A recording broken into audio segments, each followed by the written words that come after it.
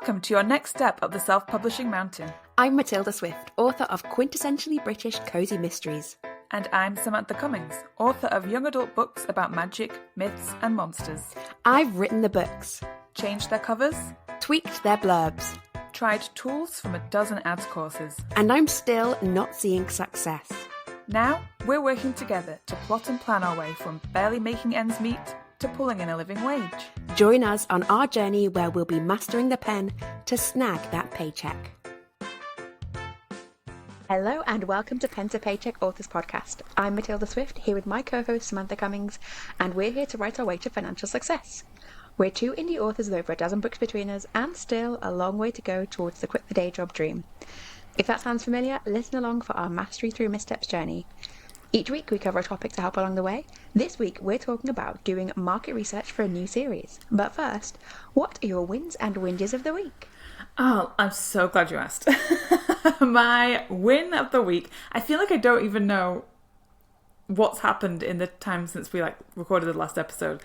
What a novel response. Yeah. Can you even believe that I don't know how time works? I have finished writing for the year officially. So I finished writing my novel that I was writing for NaNoWriMo, which is due out next year, so got to get into the edits and stuff soon. But I finished that, hit 90,000 words, and I thought, oh, perfectly done. Finished writing my prequel that just needs a quick edit and then put out into the world. And I'm currently living my best life in Harrogate, just relaxing and spending a lot of money on food and all the good things. My whinge is that when I'm away in Harrogate, I have to record this on my laptop and it looks like I'm calling from the 90s.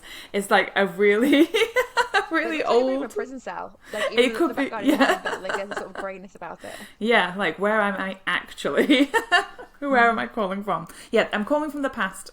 Hello. That's it. I'm feeling good. I feel like I'm ready for December to be a chill month. Mm-hmm. Fingers crossed. I have got a similar win. I have also finished my writing for the year, and I have started my Christmas Advent serial, which is so exciting.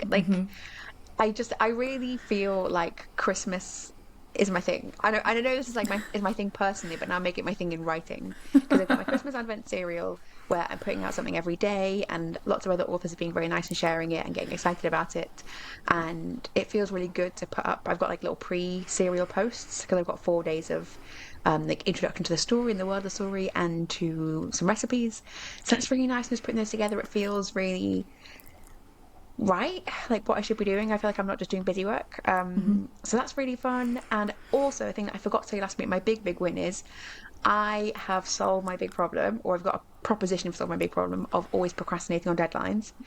And the issue is that I need a real deadline, so I can't just say to myself, I'll do it a week early because I'm a good person. No, because I don't get the thrill of the deadline chase. Yeah. So and this is going to sound obviously stupid because I've had the same epiphany I've had many times, is that what I need to do is reward myself for doing something good. So I realised if I set myself a deadline of a week early and give myself quite a good reward for meeting it, then I would actually do it. So it's not an exciting proposition, but it felt like a real revelation when I realised it. And it's a chunky thing. It's a chunky thing that is useful, but it would feel good, like a craft course or something helpful and nice towards writing, but it has to be a little bit luxurious. Yeah. No, that's good that you have decided to create a carrot for yourself. Yeah. And why did I not do that? It's if I get it in, so it's got to be a week early. It has to be by midnight a week early. It's I can chase that deadline. I can be at midnight then, and there's no actual consequences. So fine. Yes.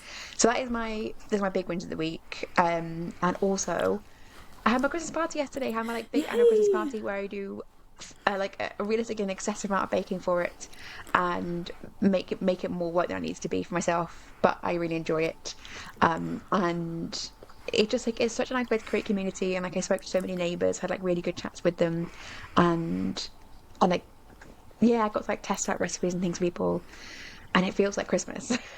And it feels like a way to sort of build Christmasiness into the world. So yes, big win. But win from that is I am so exhausted. I slept for 10 hours last night, so I've not even been up that long. I'm just really tired again. Today's just, I think, maybe collectively we've thought 1st of December, relax. And then like you're like, I know like, my whole body is just like, right, why are you moving? Yeah. Just lie down. And I forced myself to get up early this morning. So I was like, well, I told myself I was going to work out every day. So I woke up early and I did a workout. And then I've just paid the price all day. I've been so tired. Oh, yeah. Curses. But yeah, December, I'm excited for all the things that December brings. I have yet to have mulled wine, but I'm hoping to, like, that's a tomorrow job. Wine yesterday. Yeah, I thought I would have some already, but I guess tomorrow's fine. I'm going into York tomorrow for a bit of a mooch around. So I've been so Christmassy. I've had mulled wine, mince pies, Lebkuchen and Pfeffernuss. I'm like in a German gingerbread house right now. That's where I'm calling from. Yeah. And you do look like a gingerbread man now, yeah. Yeah. Oh no, that's Pfeffernuss earlier. Oh God. I've yet to start on that stuff, but I think now is the time. Tis the season to stuff yourself on all the good stuff. Right, so to move on to the topic of the week, because we could talk about food and drink forever. We are talking today about researching a new series. Why are we talking about this today? What a nice, easy question that I wrote for myself. Because we're both starting a new series soon, and we want to kind of be more intentional about the way that we write them. So I think we've both had growth in the way that we prepare our series. So we've both come to a stage where we've decided to like really write a series to market, and we've tested that, and now we want to level up with that. So what does that mean for you? What are you doing for your new series research? Well, that's different to that series? I don't so I don't know. I do know. The series that I am researching for, I have already written the first book of, but it was a while ago, but and it was originally a standalone. And it was originally a duology. So Originally it was a standalone. We've had a number of arguments about this. Where you're yeah. No, that's my current series. So I'm not really thinking about my current series because I'm already kind of like in that now. So I'm thinking ahead at this point. I am thinking about what I'm doing with this current series, and I do have things on my list to kind of try and make it better and to progress in a way that's more to market. But I'm also, what I'm really focusing on at the moment is thinking about the series that I'm releasing after that, because that's like another step forwards into the genre that I want to be in. Like it all kind of is crystallizing into a better vision. It takes me a long time to reach this kind of like stage of understanding of things. So yeah, I'm thinking about this like future series that I want to do, and I've already written the first book, but it's got a big rewrite. Like I now know so much more about what I want to do and how to do it, and the business and all of that stuff, that now I'm thinking about how can I rewrite it, how can I plan that out as a series, like fully imagined series from scratch, rather than like what I did with this one, which was plan the first book and then decide I'm going to make that into a series. So yeah, that's that's where I'm at. What about you? I am being mauled by a cat right now in a cute way, but she's being weird. So I wrote my current series, like thinking about writing to market, and did research in the sense that like it was more that I brought together everything that I knew so far about the genre and like the wider genre. So my current series is quite broad. It's a culinary cozy mystery, which is already a subgenre, but it kind of within that there's nothing specific about it apart from that. It's culinary cozy. I mean, it's set in a book town, but like those are all pretty standard cozy subgenre tropes. And to make the series work, I have read a lot of books like that already, so I pulled together kind of the knowledge of that and really thought like, how do I make a series fit to what I know already? And then my next series, I'm intentionally niching down a little bit further and writing a Christmas culinary cozy series, of which there are only a few series around, but I think there is space in the market. And also I want to practice the skill of like really researching a series and a subgenre and Yes. writing to that, and like being really conscious and like purposeful. So that's what and that I want to release next year. So I so the first kind of plan that I had with it was just like, I'm just going to read loads of books. I'll just read loads of books in the genre, and then I'll know what the genre's about. And like, obviously, I feel like it's not wildly different to the regular genre that I write in. Like, it's not particularly different from like culinary cozies in the it's just like that, but set in a Christmassy world. So like, I feel like in another time, you know, or it would have been very possible just to write this without doing like extra research, because like Christmas is a thing. I don't need to research Christmas. I know all the good things about Christmas. You are Christmas, yeah. Yeah, and like I know all the butter because like it's my own butter.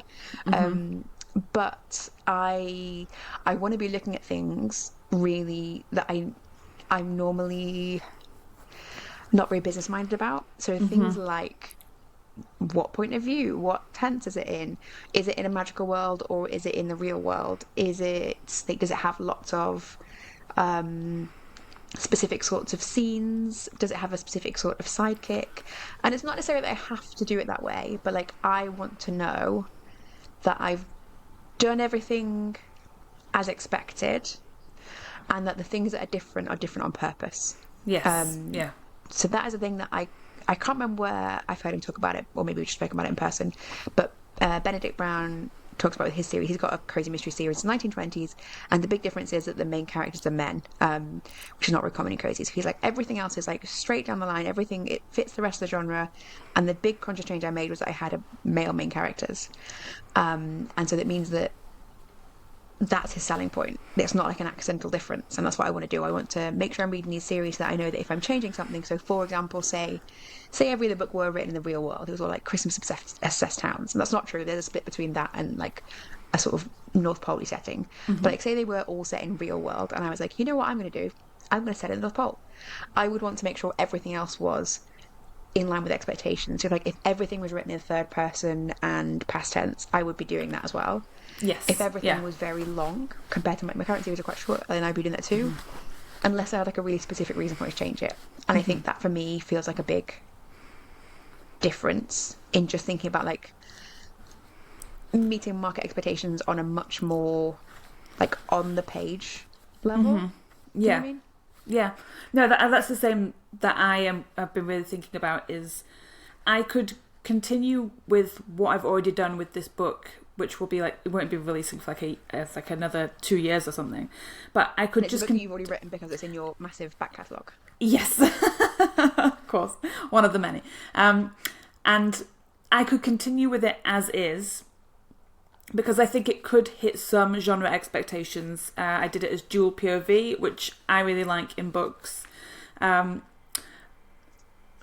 But it's slightly, I don't think it really hits the genre right now, and I'm considering changing it completely to be another Dark Academia series, which like makes me really excited. And I booked onto a course in January, the Dark Academia course that we're talking about. Okay. So I booked onto that, and I'll talk about that probably. I think we've probably got an episode coming up where I could talk about New Year plans and stuff. Okay. I could just like continue with what I'm doing, but I really want to take the time and slow down at this point, because as we were talking about this recently, I'm in a perfect place to, once I've got 2 full series out, take a step back and really reassess and slow down and really take the time to craft something that is my best work, that is my most intentional work. I really want to be very intentional. I want to get the tropes right. I want to get the length of the book right, and like the romance subplot that I really want to heighten in it, because it is a romance book at the moment, but I really want to make it a lot more romancy. So yeah, I just want to take the time to do it. I want to do it so intentionally. So I've got all next year, I've already started as well, all next year I'm just reading in this genre of Dark Academia romance. I'm going to read like other stuff because I don't get bored, but yeah, I'm really looking forward to just really delving in and trying to learn as much as I can before I start to work on it. Yeah. Yeah. I think it would be useful as well for us to talk about like how we picked our books, because I knew I wanted to pick 25 for. I'm doing an advent calendar for my at least initial reading. I think I keep adding more books to the list, but I'm doing one a day for like advent calendar period. So I have realised, like, am I going to read a book on Christmas Day? I've got a friend staying with me, so how Yeah, ambitious am I going to be? yeah. You be quiet. Eat your dinner and be quiet. Yeah, we're both big readers, so we might have a reading period. Yeah. Yes, so I've put 25 in, and there are a mix of them really short. So, like, thankfully today was really short because I was so tired. It was like a little novella. But anyway, so the 25 that I picked, so I picked them all at the same time rather than kind of having them organically cross my path. And I had a couple of sessions of doing some research on this, so I added various ones. But since I've done that, like, various others have crossed my path, I think, like, oh, I wish that was in my calendar instead of something else that I don't know. But actually, I feel like I'm quite glad that I had to go through and like flesh out this 25, because some books in there are ones that actually I wouldn't have read otherwise. Like, if I was just picking books that crossed my path that I was like, oh, that and that and that, like friends of mine, at least, books I want to read. But actually, I do quite want to read books that are more at the edge of the genre as well, and just see like, oh, what don't I like about that? Like, what doesn't, like, one is slightly thrillery, and like, what doesn't feel cozy about that, or like, what parts of it stray away? Not necessarily because I'm concerned about like not hitting the cozy elements, but just to make sure I'm like being really conscious and observant of things, and also because I think, because it is quite a small niche, obviously Christmas culinary cozy mysteries is going to be a naturally quite small niche. There are a lot of things in it that I think very easily and quickly become cliche. Like, a lot of the characters have Christmassy names, like the main characters, like it's like a Hallmark Christmas movie, right? Like, yes, it can't be that the whole world people called Noel and they go back to like Christmas tree farm village that they live in, and everyone there is called like, Maple Holly Point. Yeah, like, I've been watching them all. Like, there's things like that. So that's also partly why I want to read loads in one go. Is to feel like a reader. Like, I wanted like a whale reader who's like the experience of reading 25 of these back to back. How annoyed do I get by every person being called Noel and Holly? Yeah. And maybe I don't. Maybe I love it, and that's fine. But I'm someone who loves Christmas as much as like anyone's going to love Christmas. So if I'm annoyed by something, it's annoying. So I kind of want to see, in slightly edges of the genre things, other things that feel a bit more interesting, exciting. Or do I feel like, oh, I wish it were cozier again. I wish it was called Holly. I don't know. So I picked them all at once. So that means there's a couple that are things that I wouldn't necessarily pick. I also wanted to pick quite a range of books. So I picked some that were like perma-freeze, which I think tend to be people who've got a different release strategy to me, because I'm in KU, so people have perma-freeze are wide authors, just to get a sense of like, are books that they're putting out as perma-freeze, have they got something different about them? Is there a different quality? Some books aren't in KU, they're with trad publishers. Some books are from Christmas exclusive series, which was what I'm going to write. So like, ideally I would have found 25 Christmas exclusive series, but like the niche is not that big. There's maybe, I think 11 of them or 12 of them are from Christmas, like full Christmas series. And I would say maybe 3 or 4 of those are no longer publishing. Maybe it's even higher. So there's not a huge number that are like, you know, people are storming down the door for. But the ones that are, they seem to be doing really, really well. So I think it's worthwhile trying that. And I think things that don't work well are obvious, like trad published books. They are really big. There's a couple of really big Christmas cozy series that are trad published, but they release one a year, and they're really expensive. They're not in KU, and it's like, I feel like you could have the best of both worlds and release multiple and put a big budget behind it and get it to do well. So I'm going to aim to do 4. Does that sound like too many? 4 next year. We'll see, 3 or 4 next year, because also I don't know how you would advertise just one book if you only put one book out a year, unless you've got a trad budget. So anyway, so I wanted to get a real range of different like types of books, and then I've also got like a backup list of like books I have seen since, where if I read a book one day and I really hate it straight away, I actually can ditch one and be like, no, it wasn't for me. I swapped it for a book by a friend of mine that's got a Christmas book. So about 11 or 12 are from exclusive Christmas series. About 12 or 13, 14 are from other series that have a Christmas special, like the series I'm writing now. So hopefully a good range will help. And then I've also made myself like a specific list of questions, which I've got in a beautiful little notebook. Oh, with some fantastic idea. lovely sticky note tabs. Oh, I feel so organised. Yes, so I've got like a list of questions, just to keep track. Like, I think often, we talked about this last week, like often I read and don't take note. Like, I notice it, but I don't take note. I don't take note of seeing the same thing again and again. So things I won't take note of are things like, what's the protagonist's day job? What's the sidekick? So like in the book I'm reading right now, the sidekick is a magic cat. And I was like, oh, do I want to do that? I don't know. I'll see how it feels after a few of them. Is it everyone's doing that? I don't know. What's the victim? The victim in this is an elf. And yeah, suspects and motives. So I've got like lists of things just because I want to be more observant about things that come up again and again. And I'm going to be covering the page in the sticky notes, so I'm very excited. Yeah, I love that. This is the downside of reading on Kindle, because I love when people annotate books, and I love the idea of annotating, like, to actually for research purposes.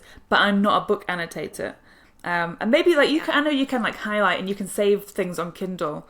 It's just like remembering to go back and look at it. It's not, and it's not the same. I'm very much a physical learner. I need to I need to get in the map, as we all know. Like, I need to touch the stuff. I think I'm trying to make this like little notebook of research, so it helps as well. Be like, I'm definitely reading 25, so I'll at least have 50 pages of notes. That makes it worth cracking open a new notebook.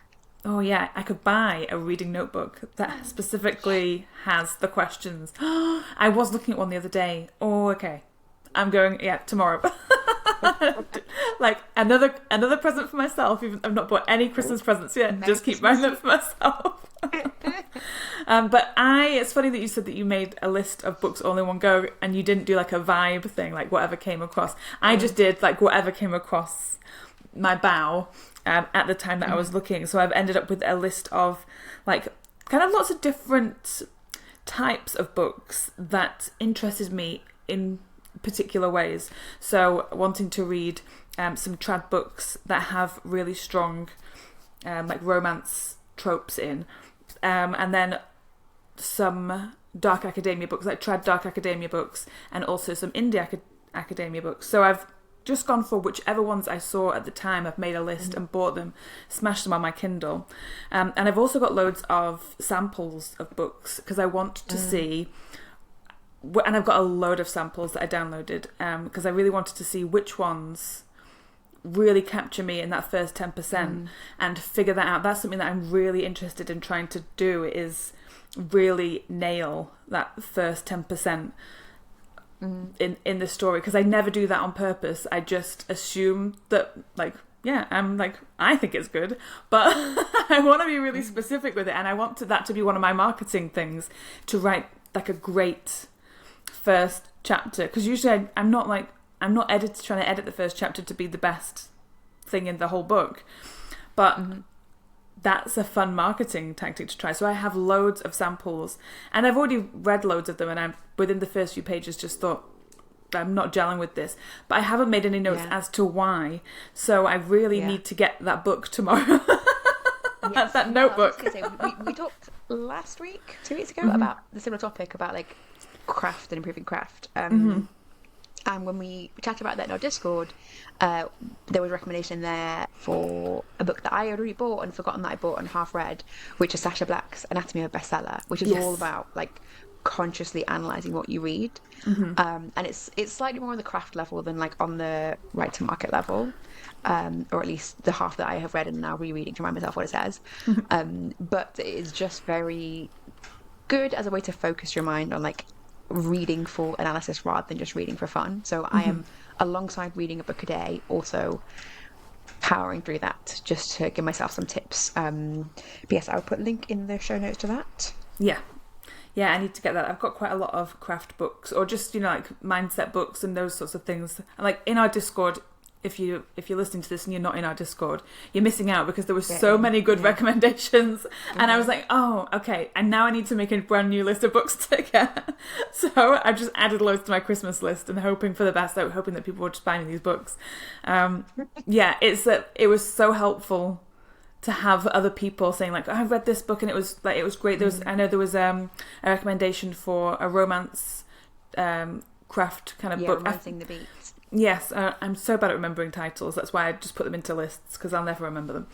And I know that I remember it was by Gwen somebody. That's like my superpower. Yeah, you have such a good memory for names of books and authors, and I'm just like, it has a blue. I'm like, it has a blue cover. I'm that person. It's got a picture of a woman in blue typewriting, and there's like pink above it. Yeah, that's me. Just like trying to pull the memory. Never remember the people's names. I've got a good list of books that are to kind of try and dig down into what makes things good.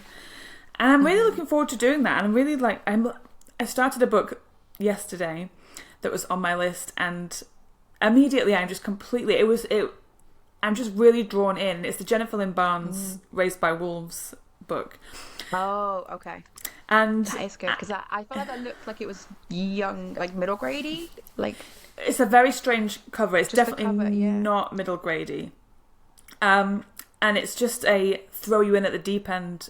The start of it's just you're just straight in there, and you've got to try and figure out the dynamics of all these characters, and there's no explanation really. Like it's explained as you go on, but there's no with my writing, I'm such a slow intro person. I really like to weave a story around, and you're gently introduced to something. But this is just like bang. Hear these people. It's not literally bang. Like it's not a sex and werewolves book. No, it's not a bang book. Well, I don't know. Maybe there's banging. I haven't got there yet. There is in her books, right? There's always like just it's very sweet, very sweet romance books. Yes, and it's funny. Like already noticing, just by reading with intention rather than just reading to read, I have already noticed these tricks that she's using to just throw you in and have you just suspend disbelief from the get-go. And it's really, it's been really fun and interesting, and I need to try and remember this information. That's my problem. Well, you can just write it down. Yeah. Interesting that I think she is such a good writer to study because she does the same tactics again and again. Yes. And she's not afraid to repeat herself in a way that a lot of authors are. So it means you can really see what works. You can really see, her chapter structures, her sentence structures, the things that she does with characters, the places she starts scenes. She does the same thing again and again. And as a writer, I think you notice it more than a reader. But even then, as a writer, you kind of think like, oh, interesting. It is interesting because I've read 2 of her series now, and this, even though I think this one was written first, potentially. I think it's a really old one, yeah. Yeah, I think this might have been written before her 2 other ones. 100% can see. I already recognise the patterns and the character, the character histories, and it's all very. The pattern between some of the characters and the friendships and stuff is all very similar to her other books, but I love it. I love it. I'm just like, I don't care. Just give me these characters as werewolves today instead of millionaires. Yeah. I mean, maybe there's also something to that. Is like to reading books by authors who are very consistent in their style. Just so you get better at noticing that and being like, oh, that again. Yesterday at my Christmas party, we were talking about writing because I have quit my job to write, so I mentioned a few neighbours and they were asking more details, and then we were talking about the explosion of the cozy genre in other cozy areas. So we got talking about cozy post-apoc, and nobody could quite believe that's a real thing, and so we were kind of explaining that genre, and then I was talking about other series ideas that I have, and when I was saying oh, that sounds really similar to other series that you've written, though, people not get sick of the same thing. I was like, no, that's exactly what people want. They want the same thing, but slightly different. It's like if you go to read a Stephen King book, you don't be like, oh gosh, I hope this time it's like a romance with an HEA. No, you want the same thing you get from Stephen King. You want weird people, class struggles, something magic-y, creepy kids, lots of description. It's very true. To read and that's maybe on my list as well. Is I've only got 1 book by each author on my Christmas advent calendar, but I think if there are people who I think are good, that's my next stage, is to go back and then read their whole series and just get really good at figuring out like what they're doing. Because it is interesting. Like, I think there are in genre fiction, you can find writers who, like, they're not necessarily interested in writing something that's like good, that will like stick with you, that would stand up to a reread. They're often just writing stuff that is like just a story, like an entertaining story.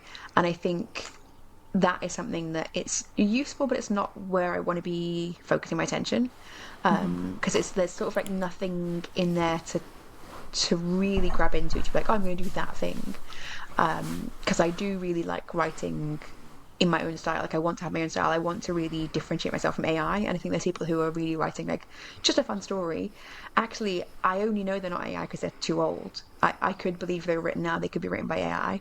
And that's not to fault them. That's not saying they're writing bad stories. They're writing what entertains people.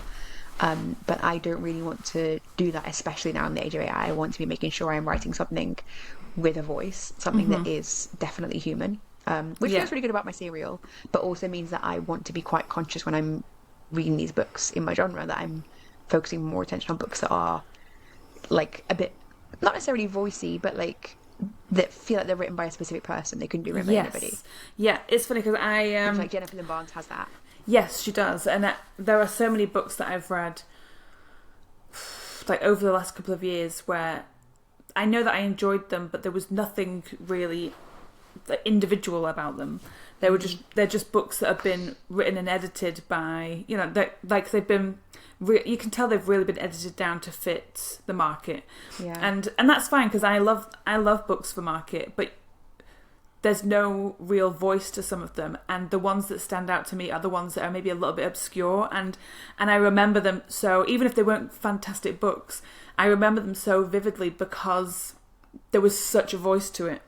And even there was a book that I read that I didn't like enough to read the next book, but I can't say that the voice in the book was bad, because in fact 2 books that were like really big trad books that I read the first ones and it wasn't for me, so I was like, I'll never finish those series. Also, you might know who it's for. You might be like, oh, that book, I know it's for that person. Yes. It's specific enough. Yeah, but because they were just so well written and so particular to obviously their writing style, I liked that part. I just wasn't interested in the story. I was like, well, this is not going anywhere that I'm interested in going, but good job for you for keeping your voice in there. And that's like, I love that. I'm not somebody who's just like, I don't want to write fantastic books that are perfect.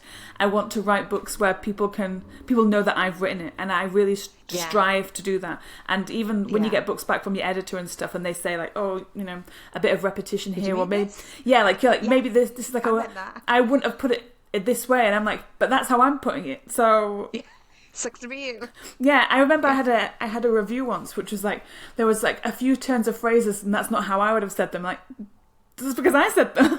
Like, I don't understand. Like, that's how I say those phrases, so that they're going in the book, wrong or not. I don't care. Yeah. So yeah, I do want to I don't want to write like be a perfect writer. I just want to write something that is me. In book form. Well, you're not perfect, but you don't want to be like computer perfect. You don't want yes, to be no. I think about, like looking at people like Jennifer Lynn Barnes, who like in many ways her writing style is quite like weird in a good way. Like, she has really honed in on like quite a quirky style where you read something by her, and like even parts of it where it's like some of the things she does, like I find them a little bit annoying, but actually I like being annoyed by them, as in like you like being annoyed by like a sibling, you know, it feels familiar and nice. So like I think I have that in my current series where there's those like baking similes where you either love them or you hate them, and I imagine there's probably people who roll their eyes at them but still sort of feel fondness towards them, I would hope. So I think I want to observe things like that as well, where, because I do feel like it's interesting. I mean, Christmas movies are a great example, right? Like, because Christmas movies, Hallmark movies, you watch them and you just think, how is this so bland? And then you watch a good Christmas movie, you think like, it's not fundamentally different, but like, no, the characters are just real people. They have like actual. It's very much the interaction. We could talk about this. This could be a whole podcast. I am like a connoisseur of made-for-TV Christmas films, as you are. And like my boyfriend is. I can only watch like the slightly higher level ones. Oh no, I'm watching Hallmark terrible. them all. I'm watching all of them, and I recognise everybody in them, and like I know because I watch so much TV, I'm like, that person's from that TV show, that person's from that, and I know them all, and it's quite a fun game to play. But there is such a difference between the good and the bad for me, which is just to do with the, like, obviously how good people are acting together, but it's just the interactions, the patter. I love the patter between characters, and I love the push-pull of relationships, and the ones that I love the most are the ones where it's not just that they're like they're just like have come across each other and it's a bit awkward. It's the ones where they hate each other and they're just like, like, you are my enemy and everything you're saying to me is wrong, and they argue so well together. They're the ones for me that are the best ones. I think the interesting thing is, like, often you find movies, like Hallmark movies, are where you show characters like falling in love by coming into a scene and they're laughing at each other, but it's like at no point have I seen either of them say anything funny. In this entire film, neither of them have shown any personality. So what are they laughing at? And the writer has no idea what they possibly could like about each other. So they had to, like, just come in on the laugh.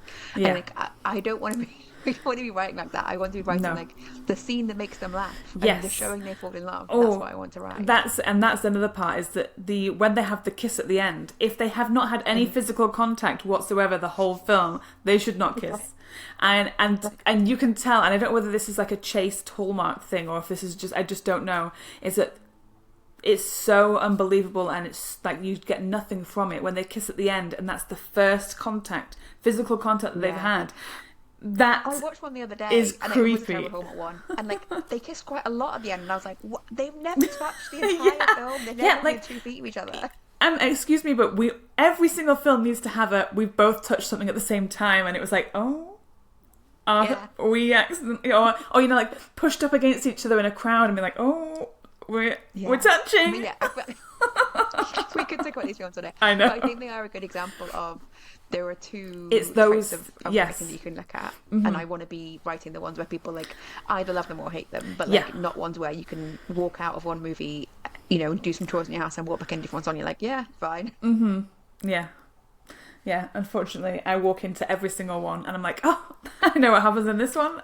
Perfect. Let's sit down and watch it. But it's fun to. This is how I find that I work better. I find it easier, and I've said this, we talked about this last week, about how when you're watching films you can see it more because it's obviously very visual, and I'm such a visual learner, is that I really see the problem in stories when I'm watching it, and I haven't taught myself to see the problems in a book when I'm reading it. So that's like a big learning curve for me that I'm looking forward to figuring out, is spotting those things in a book.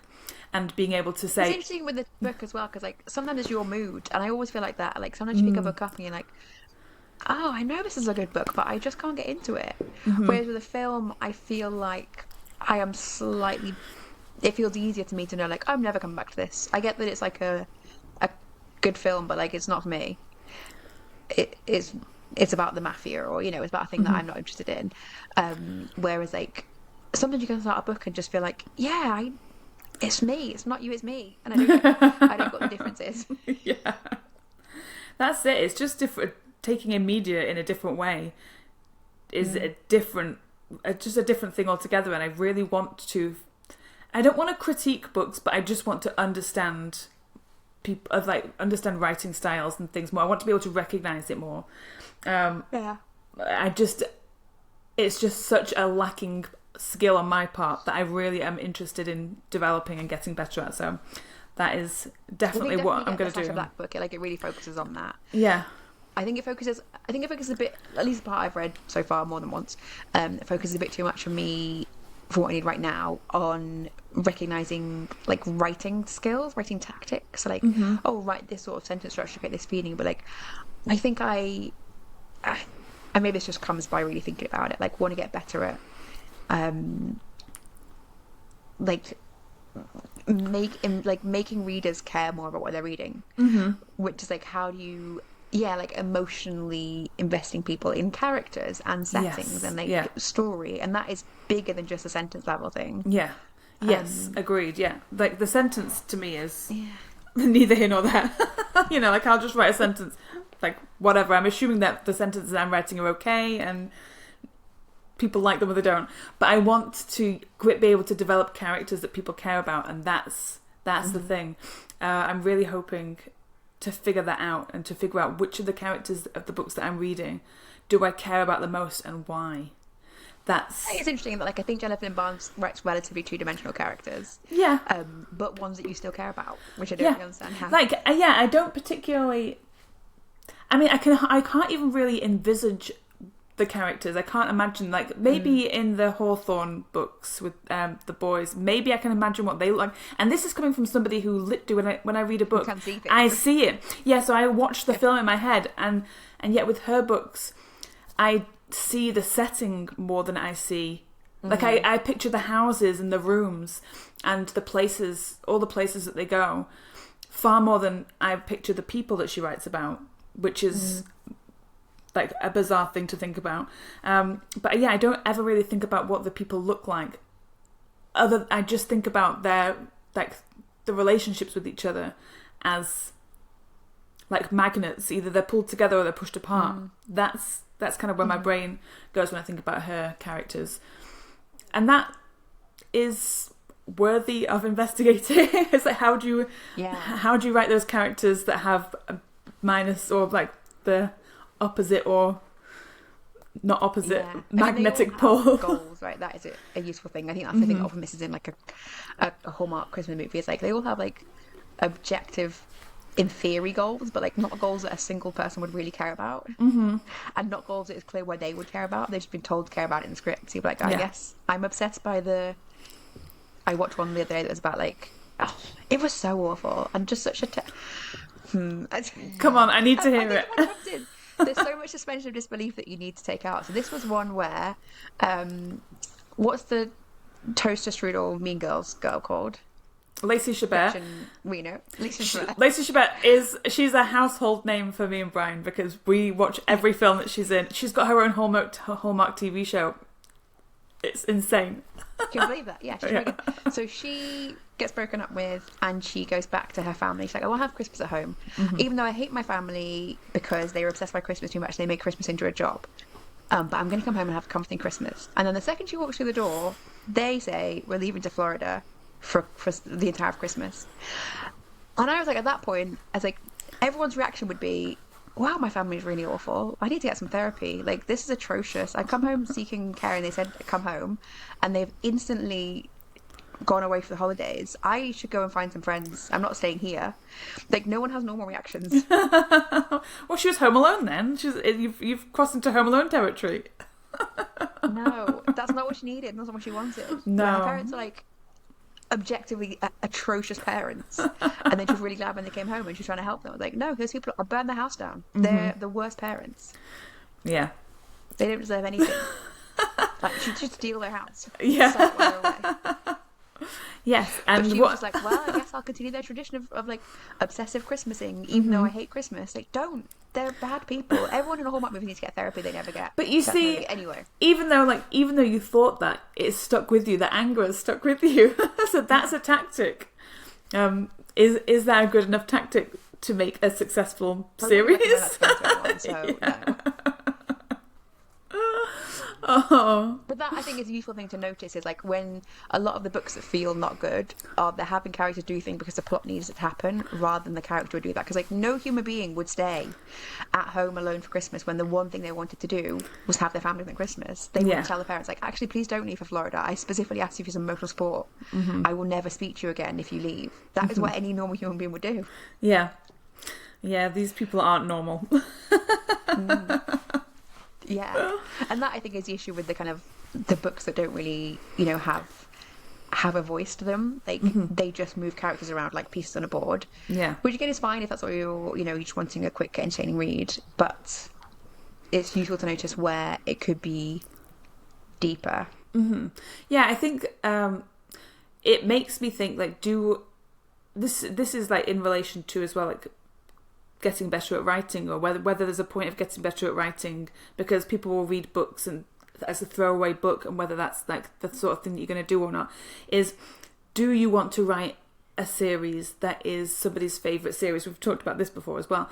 Like, are you looking to make this series, this Christmas series, something that will be a like alive forever, that you'll be proud of forever, and that you'll want people to come back to and recommend to people, or is it just the next series?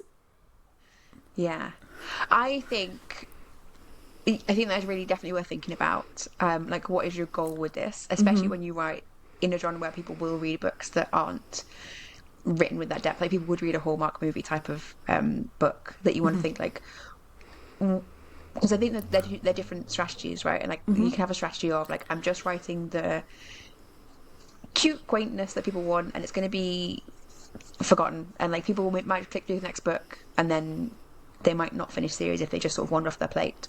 Whereas you could also write a book series where if someone sees a book of yours, like, oh, I haven't got that one yet, let me go and get that, I'm desperate to read it. I think it's something I think about, like, I consider, because I can write quite quickly, and looking at the, you know, the books that I've got on this Christmas list, there are books in there that are just, you know, read and forget. And like, I'm sure they did not take that long to write, or I would hope they wouldn't take me that long to write. So the question I come back to is like, you know, I have other friends who make money from that sort of series, and that's serving a need, that's what people want. And so like, is there an option of like having another pen name, having another series that is just a sort of books? But I do feel like in the time of AI, what's the point? You could just AI those books. And I think those sorts of books and those sorts of people who are not humanized themselves will struggle, and that you want to be, because like, why wouldn't I just get AI to write those books really if I was going to write them just like quick throwaway things? I like writing weird books, and I like writing books not knowing who the killer is when I start, or who's even going to die, and then like, oh, what a fun surprise. And having weird things that come out of things that only I know about, because the setting that I'm involved with in some way, that I think AI wouldn't come up with. And I really feel like with this serial, I am deliberately trying to humanize myself more. Each post every day is, I hadn't intended to do this, but I've decided I'm going to carry on doing it, is like introduced by a little video from me, because actually it's really easy to do, and it was fun and nice, and it just feels like every day someone clicks, and they might not click the video every day, right? And it's just like a 1-minute video from me introducing it and telling you about myself and making me a human in a way that an AI writer could never do. That's not true. They could do it at some point, but like, it's not the same that I am trying to do. That feels like the right direction for me. And so making my writing something that couldn't just be made by AI is a big priority. Yeah, that's the same with me. Like, I think I could just literally write like a romance tropey like, not science fiction, I don't know, my brain's just turned to mush, young adult fantasy, like romance thing, and I'm sure I could come up with something that is like hits all the trends and the tropes right now and be a throwaway book. But I really I have such strong vision for my stories, and I'm like, then they're so like tangible to me, and I want to spend so much time living in that world, and that's my enjoyment. Like, I wouldn't get enjoyment of just throwing a book out and having somebody read it and go, yeah, fine, which I know some people will, because that's what they think of all books. But I like, my strategy and like how much research I'm going to put into this new series and everything is because I want to write a series that is so rich and so visual for people. And that's one of the things that I like pride myself on, is how good I am at writing, of having people visualize things. I just want to get better at that. I want to create really tangible worlds that people just like fall into and think like, I can imagine everything's so vivid. I love this, and I'm going to recommend this to all of my friends, and this is my favourite book series ever. That's just, just small goals and dreams. Like, no biggie. That has to be the goal in the time when AI can write pretty passable books. Yeah. And I want them to be filled with. I think there's an aspect of like tying it to yourself really closely. Yes, yeah. And making you part of the product, which sounds unpleasant, but like, then it has to be a book series that you care about in like that sort of deeper way. Yes, yeah. Like I want to be obsessed with my, and I am obsessed with my books and my stories. Like, they are, as somebody who lives way too much in their own head. Apparently, it's called maladaptive daydreaming. But like, I mean, maladaptive to who? Daydreaming is fun. Exactly. Like, so what if I have fake conversations? Like, I'll just be staring into space, having a fake conversation with a fictional person in my head for like 20 minutes. That's fine. That's where I get my friends from, in my head. It's all okay. But that's really like, it's my favourite thing, and I want that part of my personality is in my books. I want people to like me. And I've said this before, and I know I feel like it sounds so pathetic, and it's like so like attention-seeking middle child syndrome, and I don't care, because that's just my personality. I want people to think I'm cool. Like me, choose me, love me. Yeah, love me. Do you, apart from being a pick-me girl, do you have anything else to add to this to the topic? No, not really. It's just like trying to think bigger. Everything that we're doing, I think, is just like we're just trying to think so much bigger for the next thing. I don't know where this could possibly go other than world domination. Right? Yeah. How much bigger? Like, where are we going to be this time next year? We'll just be emperors of the universe. I was going to say I'll be wearing a crown. At least. Yeah. Well, I look forward to that. So, on that theme, next week we are 100 episodes old. So exciting! How? To celebrate ourselves. To congratulate ourselves. We are looking back on a couple of old episodes each and reflecting on how we've grown and changed. Do you have any plans for the episodes you're going to review? No, I haven't looked at them yet, because I don't want to get ahead of myself and like overthink it. So I'll just do it as and when. Like when I go to listen, I'll just pick a random one. I'm just going to go for probably a couple from our very first like 6 months, and then maybe one from the start of this year, just to see if I just want to see and hear the change in us, because I know like our first few episodes were so jilted, like we were so like we had so many walls up. The conversation was like, and the conversation was fine, but we didn't know how to talk to each other and a microphone, and I just know, I feel it in my bones that it's going to be so awkward, and I'm really looking forward to listening to it. Yeah. How about you? I think we dreamed so small in those episodes that I will feel pained listening to them. Because we were talking about this recently, like we were talking about having an update on the Audacity episode, and we look back at Audacity and we're like, those are just like regular things that a human should do. It's a to-do list. They're not audacious. Yeah. And it's like, I think I haven't picked my episodes either, because when I tried, I look back at like the first 30 episodes, thinking like, oh, I'll find something in the first 30, and everything in there was just like tedious. Not tedious, but like they just felt like really ordinary things that we should have pinned down ages ago or have an understanding of. And I'm sure when I listen to them, they won't sound that simple. They'll be like us talking to our understanding of it. But obviously, also we have already thought about them, so that's why they seem, old to me, because we were there. We lived it. We've gone through that. Yes. So I haven't get my episodes yet. I am going to really force myself to listen to a couple of early ones, even though all the topics sound pretty boring. Apologies. Do go back and listen, guys. They're really good. They're just boring to us, because we're so far away. We're closing on the crowns any day now. But yes, I'm going to pick up. I think I'm going to focus on like mindset-y ones, because that is where I think there'll be most to talk about. But yes, so we're going to listen to them, and then we'll mention and we'll put in the show notes the episodes, and if you want to go back and listen for yourselves, and just see kind of where you're at with your journey as well, hopefully that'll be useful. Otherwise, you'll also just enjoy celebrating 100 episodes with us. So exciting. 100! I can't even believe it. Yeah. I'm scared. And the traditional gift for 100 is gold. The gold anniversary, where we at platinum anniversary. No, there's one more than that. Diamond, maybe. I don't know, where did the Queen I get to? literally have no idea. No idea. Yeah. That's not a part of my life that I have anything to do with. Sorry. I bet the Queen had a diamond and a platinum jubilee, so it must be more for 100. Maybe ruby. Or maybe that's 90. Anyway, whatever extraordinary array of stones is for 100, send them our way. Yeah. Equivalent value. Send us your jewellery. Coffee. Yeah. For the crowns. No, we have a coffee. So actually just a couple of pounds is probably better. Just that's all we need. A couple of quid. Put it in the coffee, buy us a coffee, buy us a cake, / actually support the hosting and editing software fees that we use.